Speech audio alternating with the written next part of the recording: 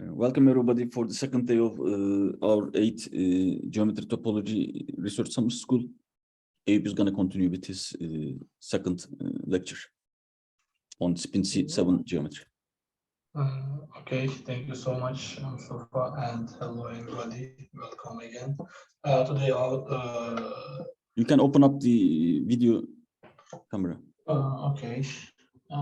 Otherwise, people see me only, and also in the recording, also it appears like I'm telling this stuff. Yeah. Okay, can you see? Great, yeah, thank you. Okay, this one. Okay. Today's lecture, we will continue with the non-algebra.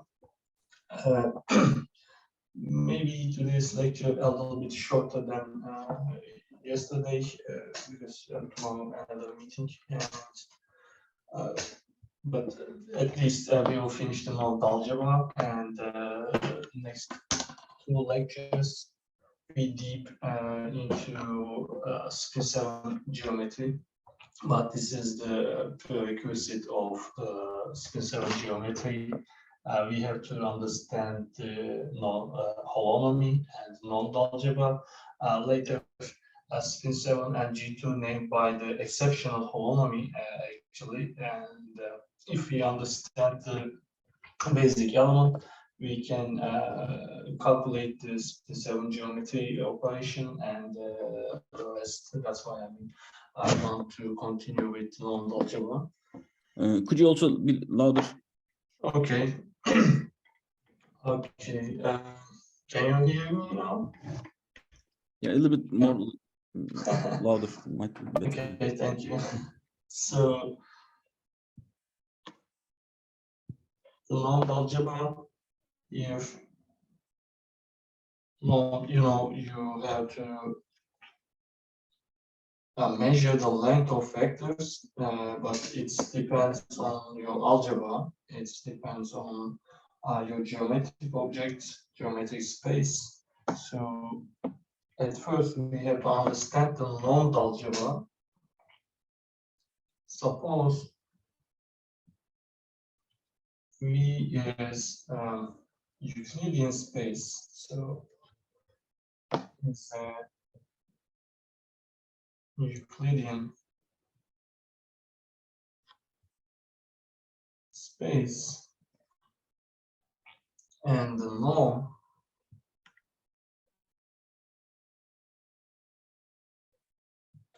of vector can be calculated by like this.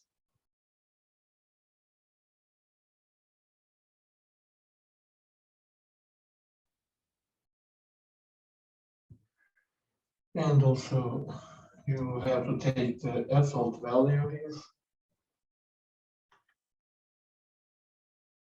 and take the root of this absolute value, and you know that this is always positive.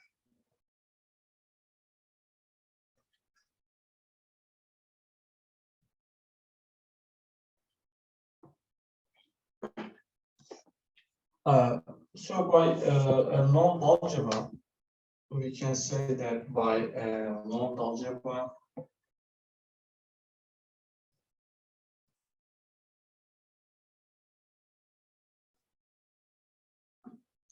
we mean a finite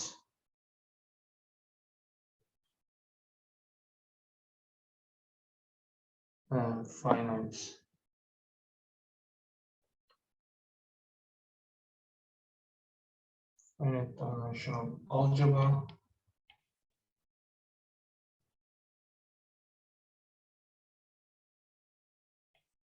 over R with multiplicative units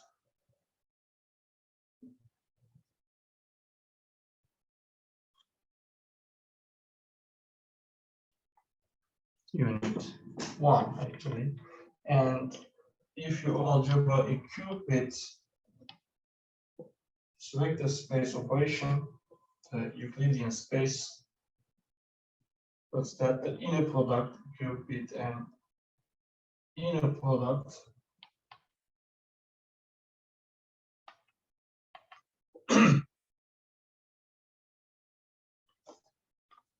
so this inner product associated with actually the norm. So we can see the norm as actually the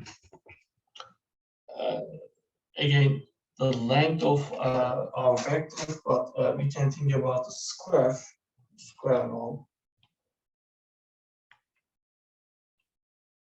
Square norm. We can change the notation. Important part is this square norm satisfies the multiplicative property. Yeah. Multiplicative property. So this property is what? This is the famous property.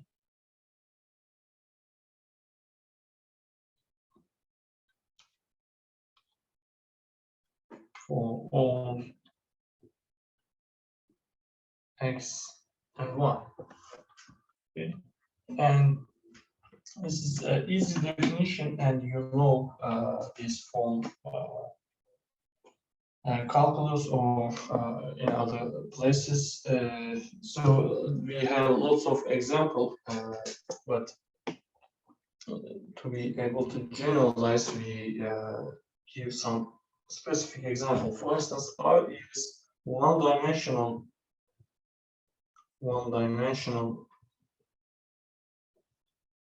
non-algebra.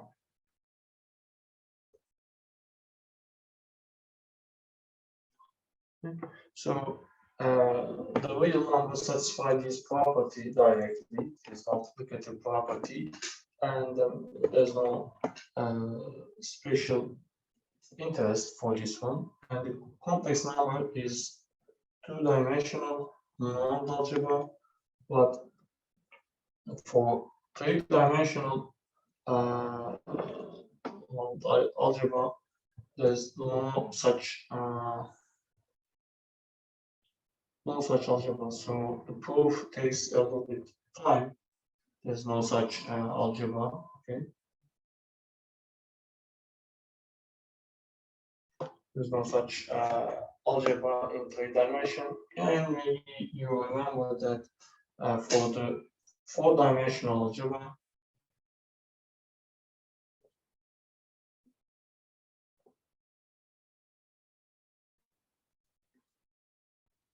non-algebra is quaternion.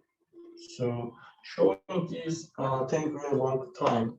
Actually, we are writing with just a few words, but it's not so easy. And eight-dimensional non-algebra is obtaining.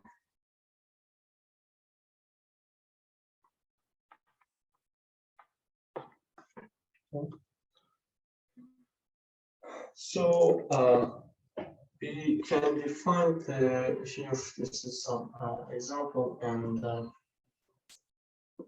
at the end of the lecture today, we will show that the only node algebra you can show on R is just these four of them: R, complex number, quaternion, and octanion. The theorem is named by the Hurwitz theorem. I will give at the end of the lecture. So Hurwitz showed that there's the only four possible node algebra defined over R, and there's no other node algebra. This is the very important restriction for node algebra. And if you want to define an you can find octanion or split octanion, but if you try to calculate the 10-dimensional node algebra, you couldn't find. Okay. But in string theory work that you can separate your dimension. If you are living in a 10-dimension, you can do with 8 and 2, 6 and 4, and so on. Okay, so but the maybe irreducible, we can use here irreducibility if you try to construct a 16-dimensional non-algebra, there's nothing there, so don't try to do that. And this is the compact theorem, so it contains the boundary of non-algebra. So you again maybe remember the polarization, the inner product X and Y can be determined by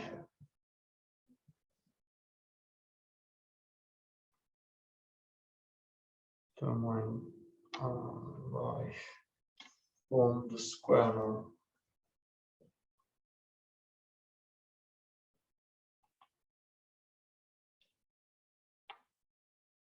Square norm.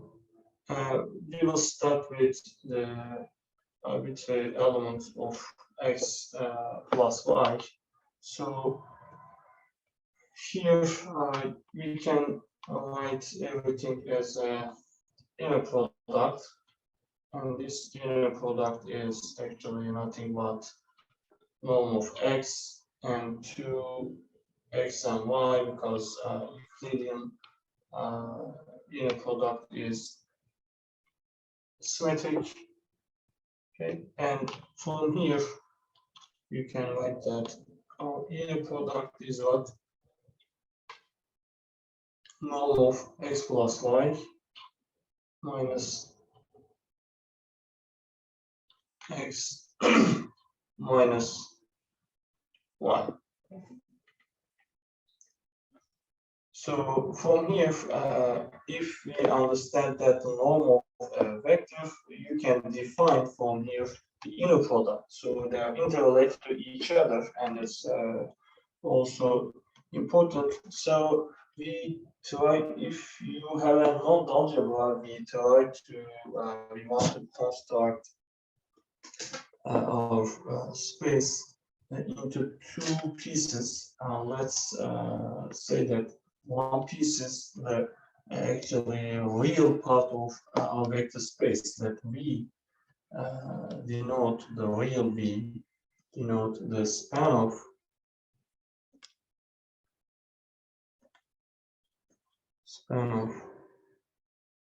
one.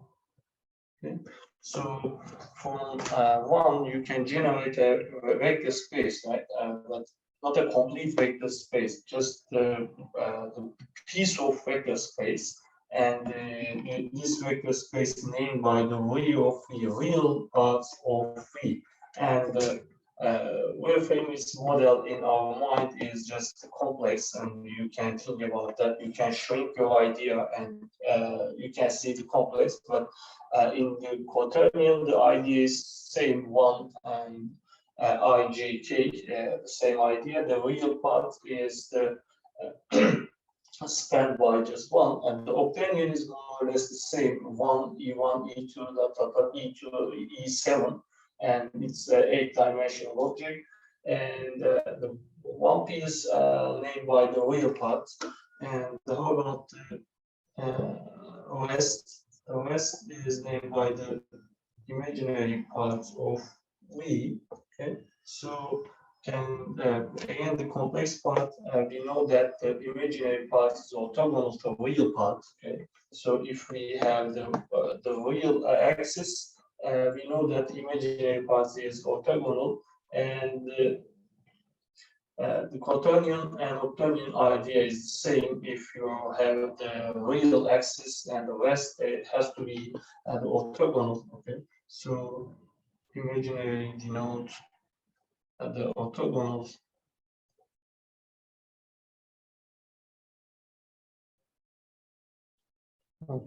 complements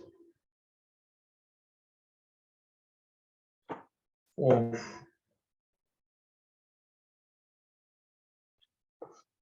free. Okay? But here this arbitrary element of phi, we can say that there is the unique decomposition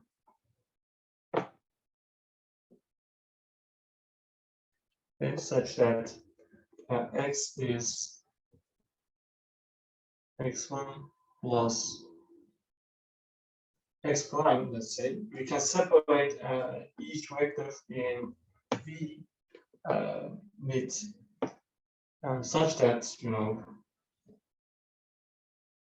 x1 is element of V and x prime element of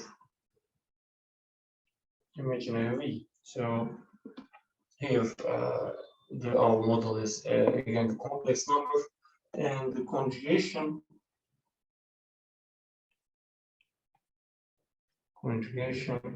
is denoted by x bar, and this is x1 minus x prime. Okay? And from here we can write x1 is 1 over 2 x plus x bar, and x prime can be seen as 1 over 2 x minus x bar. And here, if you know that this vector space can be separated into two pieces, real parts and imaginary parts, you can define the conjugation. As I said before, the complex number is model, but exactly quaternion and octennion works in this way, and so for each element can be seen as the imaginary part and the real part. So now we want to continue with the property of these arbitrary. Now still we are living in an arbitrary space. This space, if you take the conjugate of conjugation, you will find x, okay, independent from your non-algebra. If you choose one of them, you will use the same procedure. And for conjugation operation, exactly the same. Okay, this is one of them. And another operation, how do we calculate, okay, x and y? So we know that the inner product gives us the real numbers, and so this is x y bar. So the new part is help us to calculate of the inner product, the real part of x times y bar. Okay, this is interesting. Or we know that xy and yx is symmetric to each other. We can write that y and multiply with x bar. Okay, and c is x y bar is equal to y bar x bar, and here if you multiply x with x bar equal to x bar x, and it's the nothing but the norm. Okay, and if you know these of information, so we want to calculate more information. How about our result? The corollary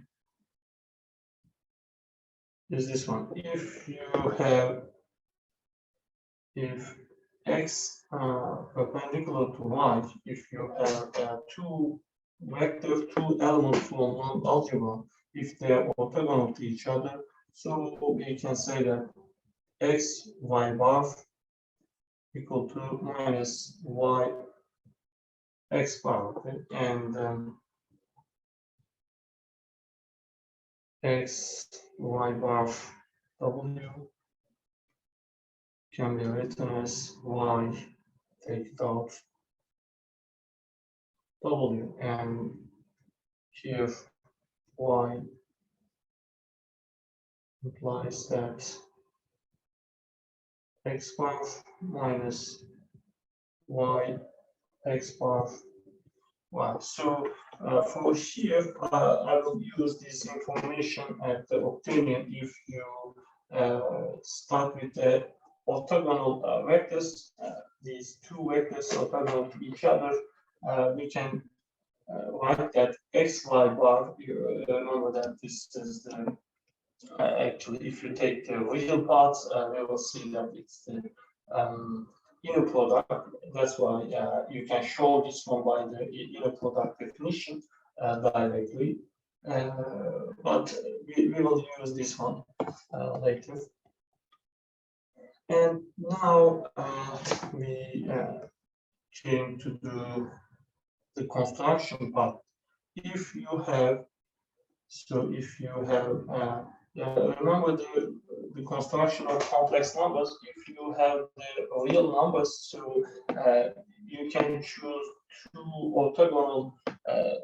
orthogonal axes, real axis, and I are the axis, the imaginary axis. They are orthogonal to each other. You can combine the complex numbers, but the idea directly.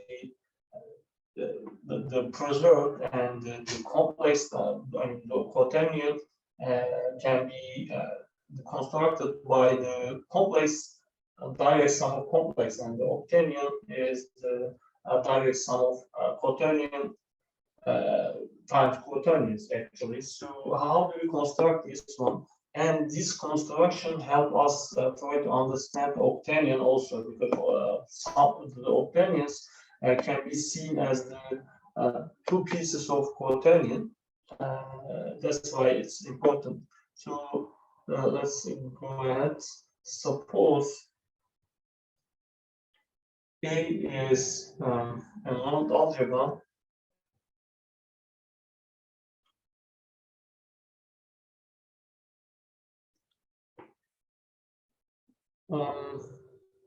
Maybe Mont algebra or subalgebra is better. This subalgebra with multiplicative unit. One is element of A, and of the non-algebra,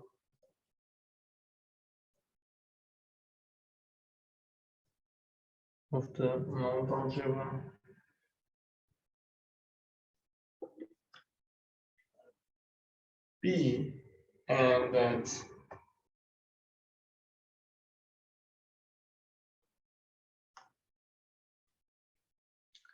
let's say epsilon element of A per. So A per means orthogonal complement of A, and we are starting with the non-subalgebra, and we want to continue the A per means the orthogonal complement, so perpendicular elements to A, and is unit vector orthogonal to A. Okay. So if here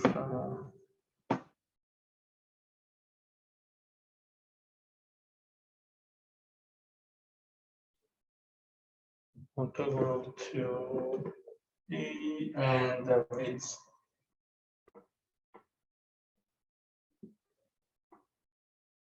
plus minus 1. Okay, the norm of epsilon has to be plus minus 1, and then we can say that A epsilon is orthogonal to A. Okay. And operation on these spaces is what? A plus E epsilon and C plus E epsilon. Okay. If you multiply these two spaces, again, the motivation is the complex multiplication. You have to multiply here A to C and A d epsilon and B epsilon c and b epsilon square. But here, that's why we gave these corollary. If two spaces are orthogonal and multiplication turns out to be the xy bar equal to minus y x bar, and from here we can find two different results. One of them is AC plus or minus d bar plus dA plus BC epsilon. Okay. And for this result, we induce from this corollary. You can multiply A and C directly, but A d epsilon is here, and B epsilon C. There's no problem here, but we can take from here directly.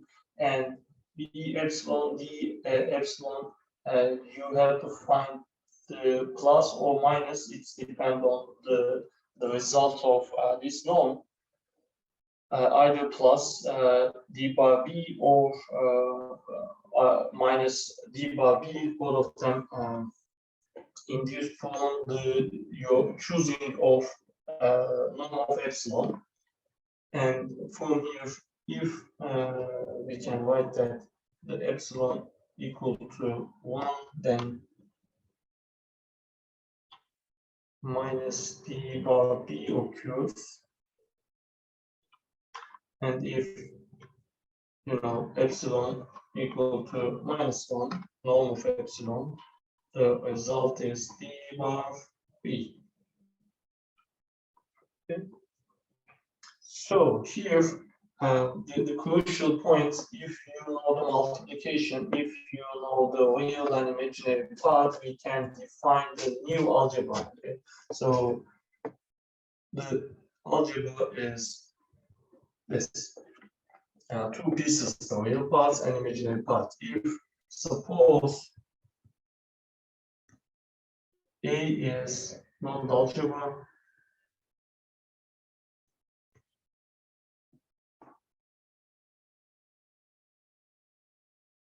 okay, and we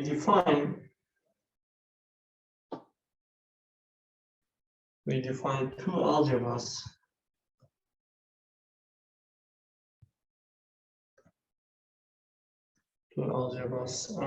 As a notation, we can have A plus and A minus, okay? And as a vector space,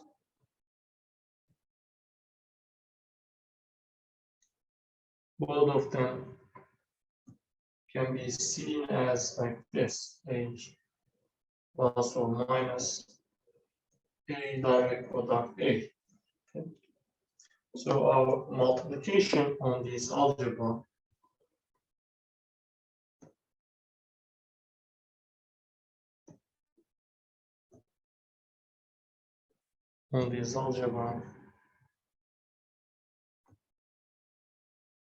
induced from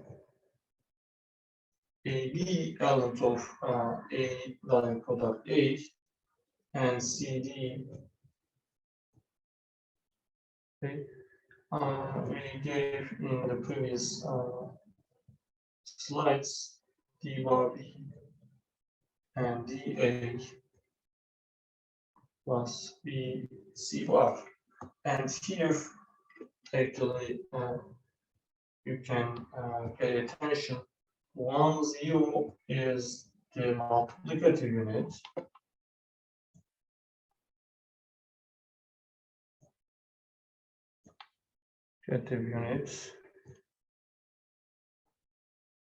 One and the 0, 1 is the epsilon. Okay. So each element from here, you can see AB is nothing but A plus B epsilon. And here we can say that the epsilon square is -1 for A plus, and epsilon square is +1 for A minus. And the conjugation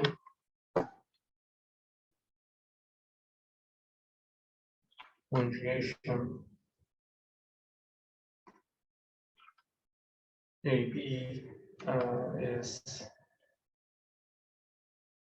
a conjugate and minus. Okay. If here the first part is same as first part is same as the complex,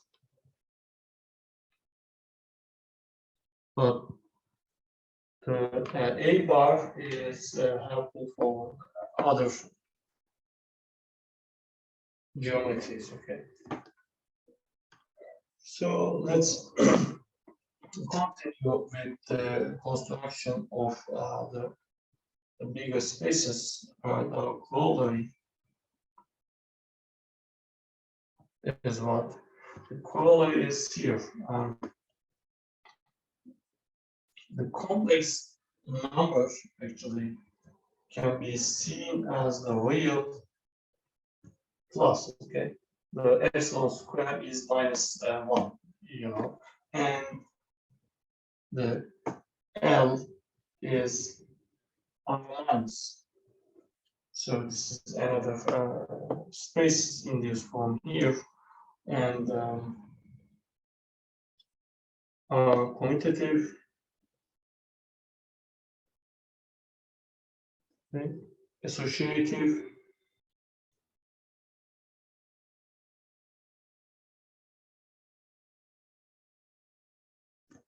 okay. This is first piece,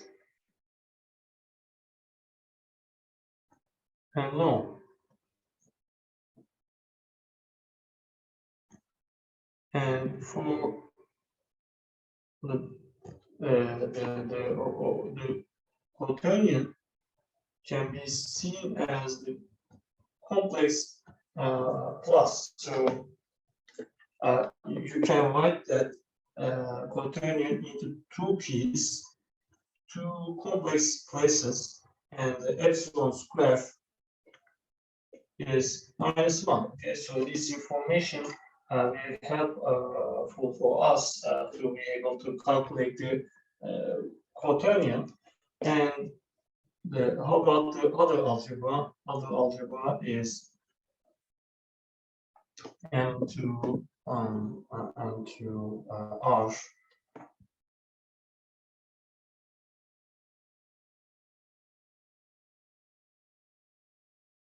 The real matrix is 2 by 2, but the properties here, be careful, are not associative. Okay, so associativity fall down, and but I'm sorry. This is associative. We missed the commutativity. So there's no commutative element in quaternion. If you think about that, non-identity elements are not commutative.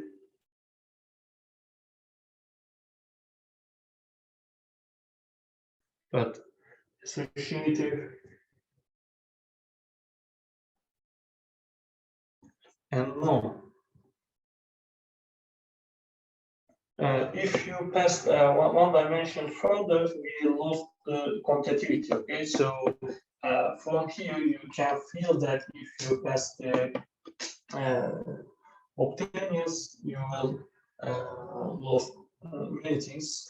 And doing geometry and doing algebra is in some cases is very easy, some cases very hard because you lost lots of information, but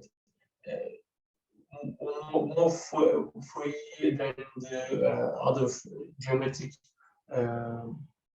spaces. and that's why here you can see that octanion as the subpieces, as the construction of the quaternion. Again, the epsilon square is -1 here. You can separate quaternion, octanion into two quaternionic spaces, and very helpful for us here. This is the split octanion. I have no idea so much about split octanion, but this is also octanionic space. Here, neither commutative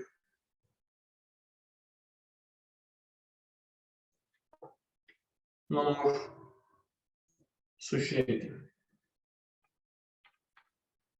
Okay. So we lost the associativity, but alternative. Okay. And also no. If you want to go to one step further for the property, there's nothing our hands. And if you want to go to a 16-dimensional object, there's no property at those spaces. That's why you don't need to go to depth. And finally, we can continue. We can finalize them. The theorem of Hurwitz.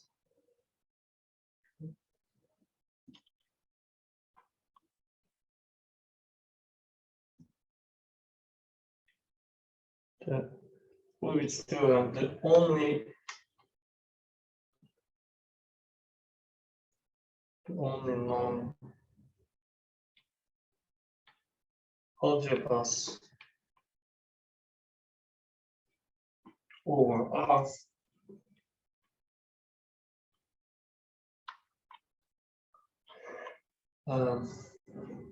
is what you find the real numbers, complex numbers, quaternions, and 2x2 matrices,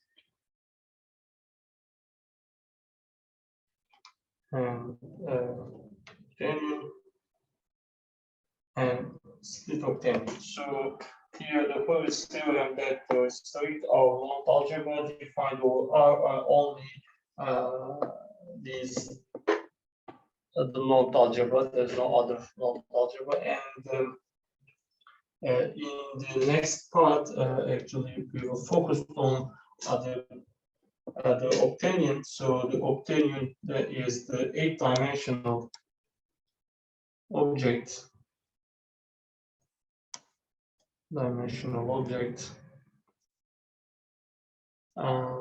Preserved and contains non-algebra object, which is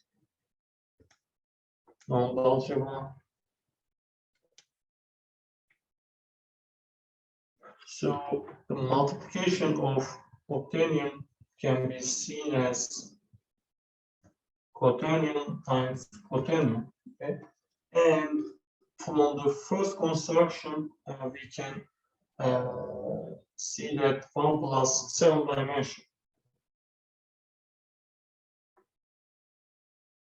From here, we can show that this is the non-algebra. And for this non-algebra, you can multiply something. Okay? And this multiplication, we have, again, these spaces seen as a non-algebra, 1 plus 7 dimension. This is the real part, this is the imaginary part, and we will play. So basically, just only obtaining these imaginary parts seen as actually the G2 manifold, okay, the G2 geometry.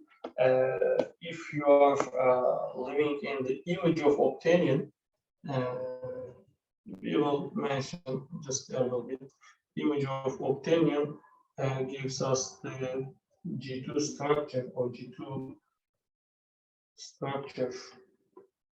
Okay. And G2 structure also is important class in the geometry and the behavior of G2 geometry in real form, the obtaining. So you have to know that the multiplication, you have to know the non-algebra property, and this imaginary octanion, and octanion is very important. The octanion gives us the spin 7 structure. But we will continue. Maybe we can finish here if there's no question. In the next class, we can continue with the calibration, spin 7 geometry, spin property. If you want, we can finish, Mustafa, here because I don't want to separate and have another meeting. I see. Okay. Thank you very much for this algebraic ingredient. Any questions from the audience?